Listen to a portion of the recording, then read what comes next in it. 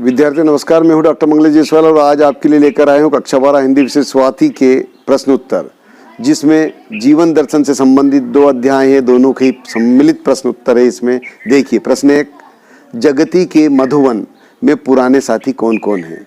उत्तर, जगती के मधुवन में पुराने साथी जीवन और पुष्प हैं। अगला प्रश्न, फूल और मालिन दोनों कब मुरझा जाएंगे? उत्तर, संसार में समय के साथ सभी चीजें नष्ट होगी। फूल और मालिन दोनों मधुवर्षण करके कल अर्थात भविष्य में मुरझा ही जाएंगे। विघ्न बाधाएं कब मार्ग छोड़ती है? उत्तर, जब साहस के साथ युवक अपने मार्ग पर बढ़ता है तो विघ्न बाधाएं उसका मार्ग छोड़ देती हैं। अगला प्रश्न, बन उन्हीं सा पंक्ति के माध्यम से कवि किसके समान बनने की बात कह रहा है?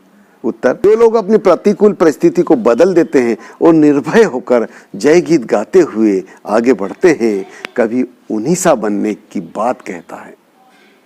अगला प्रश्न, कवि किस बात की शपथ लेने की याद दिलाता है? उत्तर, कवि नव युवक का आह्वान करते हुए कहते हैं कि तू प्रबलतम आंधी का अपने साहस से सामना कर और तुझे शपथ है कि आगे पैर बढ़ाकर किसी भी प्रकार पीछे न हटना। इनसे कहता है कि मेरा हृदय भी तुम्हारे हृदय के समान है, इसको यूं मरोड़कर मत तोड़ो। भावना के समक्ष फूल और मालिन एक जैसी ही परिस्थिति को अनुभव करते हैं। संसार में जीवन और फूल दोनों ही परोपकारी हैं। जिस प्रकार जीवन अपना प्रेम दूसरों में बांटता है, उसी प्रकार पुष्प अपनी सुगंध दूसरों को लुटाता है। कोमल हृदय में कोमल परोपकारी भावना छिपी हुई है। फूल मालिन से न तोड़ने की प्रार्थना क्यों कर रहा है? उत्तर, फूल संसार में और अधिक समय तक जिंदा रहकर अपना मधु और सुगंध संसार को अर्पण करना चाहता है। फूल हमेशा प्रसन्न रहता है और लोगों में प्रसन्नता बांटना उसका काम है। वह जानता है कि उसका जीवन कभी भी समाप्त हो सकता है, पर मालिन से यही अनुरोध करता है कि वह उसे ना तोड़े, तो वह संसार का और अधिक उपकार कर सकेगा। जीवन जैसे एक फूल ही है जो संसार और सुगंध चारों ओर बिखेरता है। अगला प्रश्न, पुरानी धरती से कवि का क्या आशय है? उत्तर, पुरानी धरती से कवि का तात्पर्य गौरवशाली भारत भूमि से है। भारत की भूमि प्राचीन काल से ही वीरों की जन्मभूमि रही है। स्वर्ग के समान सुखदायी भूमि भारत की ही है। यहाँ पर ब्रह्म ने साकार रूप से अवतार लिया है। प्राचीन भारत भूमि अपनी सभ्यता, संस्कृति, धार्मिकता और ज्ञानदायिनी के रूप में विश्व में प्रसिद्ध रही है। उसी प्राचीन भूमि को कवि ने पुरानी धरती का नाम दिया है, अर्थात कवि ने पुरानी धरती के नाम से प्राचीन भूमि को संबोधित किया है। प्रश्न 4, त्यागमय इतिहास कहकर कवि क्या भाव व्यक्त करना चाहता है? कवि ने संकलित कविता में भारत के नव युवकों का आह्वान किया है कि वे अपने शौर्यपूर्ण कार्यों से देश की उन्नति करें। उन्हें अपने देश के लिए अपने सुखों का त्याग करके देश हित में कार्य करना चाहिए। जब अनेक वीरों ने बलिदान दिया, तभी भारतवर्ष ने स्वतंत्रता प्राप्त की और प्रगति के पथ पर अग्रसर रहा। इतिहास में भारत के वीरों के त्याग की गाथाएं भरी पड़ी हैं, इसलिए कवि ने भारत के इतिहास को त्यागमय कहा है। अगला प्रश्न, विजय सुनिश्चित कब होती है?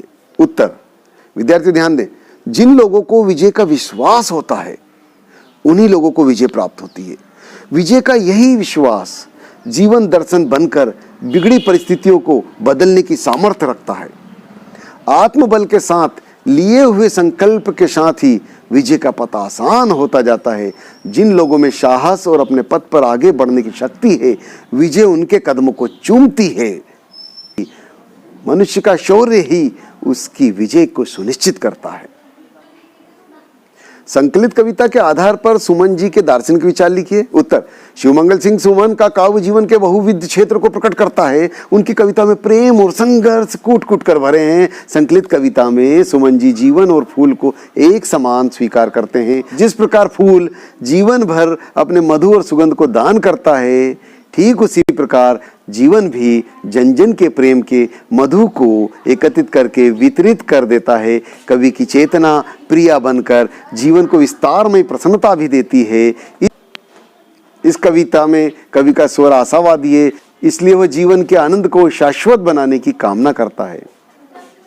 अगला प्रश्न, फूल और मालिन दोनों के संदर्भ में मधुवर्षण का अर्थ स्पष्ट कीजिए। फूल स्वयं में रहकर प्रसन्नता से अपना मधु और सुगंध औरों में वितरित करता है, और मालिन रूपी कवि की चेतना जन जन के प्रेम रूपी मधु को एकत्रित करती है।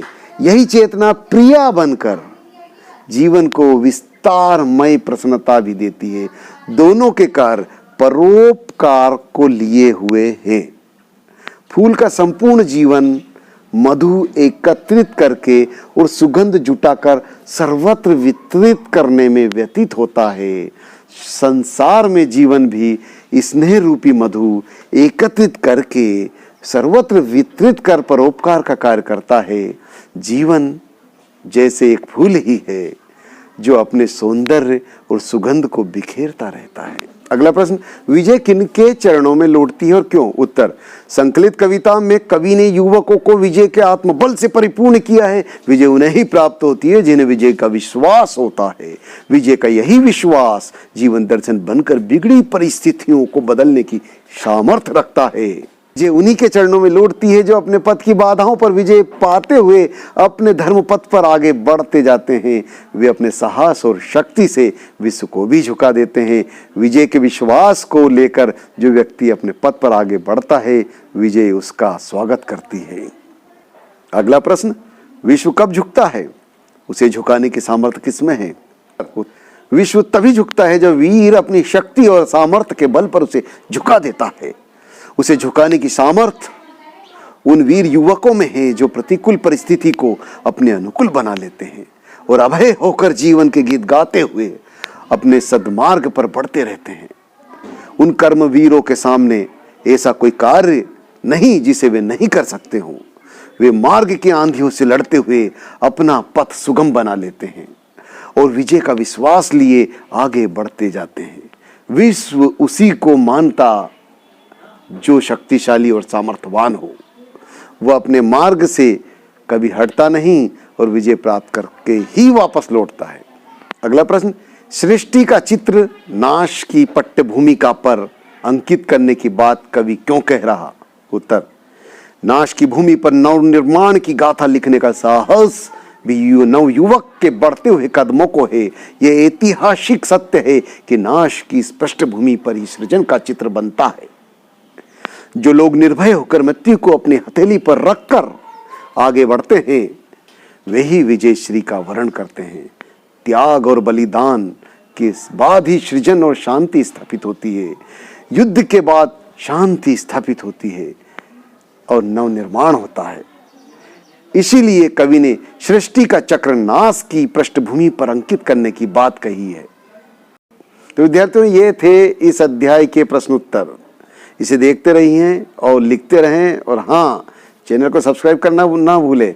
शेयर करें, लाइक करें और कमेंट्स भी दें ताकि मैं और भी अच्छे वीडियो आपके समक्ष प्रस्तुत कर सकूं। धन्यवाद।